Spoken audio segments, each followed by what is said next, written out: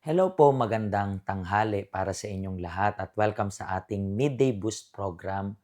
Ngayon po, February ito. At alam nyo po na ngayon ay Tuesday at kahapon natapos na po yung purpose natin ng 40 days nitong pagpapala. Just kahapon lang. And sabi ko nga, kung hindi nyo po napanood yung 40 days na episodes natin, nasa YouTube lang ito, pwede nyong mapanood or pwede nyo rin pong balikan. Actually, lahat po ng magiging program natin sa Midday Boost ay ilalagay rin natin sa YouTube para at least kung na-miss nyo man sa ating Facebook account at nahihirapan kayong hanapin, siguro meron kayong difficulties diyan. Alam ko po na mas convenient na i-share yung ating Facebook pag doon tayo nanonood. Pero actually, pwede nyo rin pong ma-share yung dito sa YouTube. For example, meron dyan ang tab na share and then kokopyahin nyo po yung link. Tapos sa Facebook, doon nyo i-paste yung link and then dediretso sila sa ating YouTube. So pwedeng ma-share nyo pa rin yung program natin para sa lahat. At ngayon po, ano yung gusto nating mapag-usapan sa buong week na ito until Friday? 7 sintomas ng spiritual na panlalamig. Ngayon po yung part 1, pero pag-uusapan natin yan hanggang sa darating po na Friday, okay? So, umpisahan natin yan dalawa siguro every time. Tapos sa Friday, isa lang. And then, i-explore natin yan. Bakit? Kasi lahat po kayo na umaten sa health center natin nung nakaraang Sunday. Nakatanggap po kayo ng papel and yung papel na yon is para saan? Susulatan niyo yun ng mga pangalan ng kalaban ninyo, hindi kaaway ninyo, but mga kalaban ninyo. Kalaban ninyo para mga problema, pero siguro kalaban rin kung bakit nanlalamig yung spiritual na buhay ninyo. And then dito sa program natin at until sa Friday, napag-usapan natin ito nung Sunday pero gusto ko lang na pag-usapan siya ng mas malalim pang way. Nangyari yung verse na nakasulat sa inyong papel na natanggap nung Sunday is nakasulat dito sa libro ng Judges sa chapter 16 verse 20. It's written ganito. At kanyang sinabi, si Delilah to. Alam natin yung kwento ni Samson and Delilah. And sabi po dito, Samson, may dumarating na mga Pilisteo. Nagtangkang bumangon si Samson sapagkat akala niya'y makakawala siyang tulad ng dati.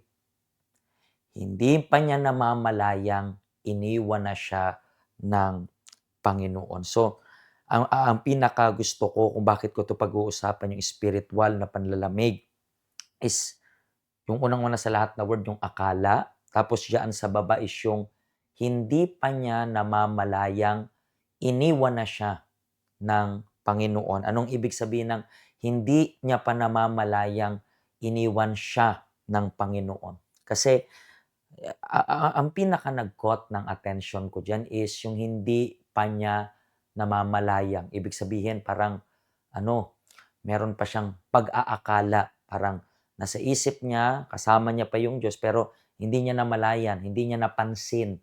Yun yung pinaka madali nating hindi niya napansin na iniwan na siya pala ng Panginoon. Buong pag-aakala niya, kasama niya pa yung Panginoon. And when we talk about Samson and Delilah, madalas iniisip po ng mga tao na yung lakas ni Samson, kasi si Samson, yung pinakamalakas na tao na nabuhay sa mundo. And minsan iniisip nila na si Samson, yung lakas niya, nagmumula sa buhok. Pero not really. Yes, yung buhok kasi ay kasama dun sa vow ng kanyang nanay na hindi daw pwedeng gupitan. Pero yung lakas niya, nagmumula sa Panginoon. Kasi nung iniwan na siya ng Panginoon, di na siya malakas. Hindi pa so na na na na naputol na kasi yung buhok. Pero I don't believe na dati may shaver na talaga na makakalbo siya. No, hindi pa gano'n. Hindi, pero may buhok pa siya, pero wala na yung lakas. Bakit? iniwan na siya ng Panginoon. Pero ang pinakagusto ko, wag natin pag-usapan yung history ni Samson. Pag-isapan natin yung verse. Sabi dito na hindi niya namamalayang. At pag pinag-uusapan natin yung spiritual na panlalamig, madalas po hindi nyo po yan mamamalayan, napatay na pala kayo. At ayaw natin umabot sa punto na spiritually speaking, mamamatay na kayo. Siguro, as of now, nanlalamig kayo. That's why, pag-usapan natin itong 7 sintomas ng spiritual na panlalamig. Hindi ito para isipin nyo yung buhay ng iba, kundi ito ay para isipin ninyo yung sarili ninyo, kung ano ang tunay na estado ng buhay ninyo. So let's see ang unang sintomas dito. Unang sintomas, pinaniniwala mo ang iyong sariling ayos lamang ang lahat kahit na hindi mo na ginagawa ang tulad ng dati. So, yung pinaka gusto kong kunin yung word yan is yung pinaniniwala mo. Kasi marami pong mga tao, katulad ni Samson, akala niya katulad pa rin siya ng dati. Malakas, pero iniwan na siya ng Panginoon. Huwag ka pong madaya na iniisip mo na porket, alam mo yon, nasa church ka and pinaniniwala mo, you are trying to convince, kinukumbinsi mo yung sarili mo na okay ka kahit deep inside alam mong hindi ka okay. Minsan, tatapatin ko pa po kayo, minsan mas okay pa na naa-acknowledge mo. For example, throughout itong week na to, ma-analyze nyo, mag-go tayo deeper sa bawat sintomas. Pero alam nyo po ba na mas okay pa para sa tao na alam niya sa sarili niyang hindi siya okay, kaysa pinaniniwala niya yung sarili niyang okay kahit hindi naman. Kasi kapag yung isa na hindi okay is na-acknowledge niyang hindi siya okay, kaya pa nating matulungan, kaya niya pang makarecover. Pero minsan kapag pinaniniwala mo yung sarili mong okay ka, kahit hindi naman, paano ba makikita kung hindi ka naman talaga okay? Sa ginagawa mo. Throughout this week, malalaman ninyo kung ano yung mga ginagawa ninyo dati na siguro napapabayaan nyo na sa ngayon. So kung ikaw yung klase ng tao na pinaniniwala mo na yung sarili mo okay lang, ayos lang, pero hindi mo na ginagawa yung tulad ng dati, yan po ay isang sintomas ng spiritual na panlalamig. Ano naman po yung second na sintomas? Hindi ka na nananalangin o kung mananalangin ka man ay sa tuwing may problema na lamang. So, ikaw naman yung klase ng tao na, nagpipray. Siguro nagpipray.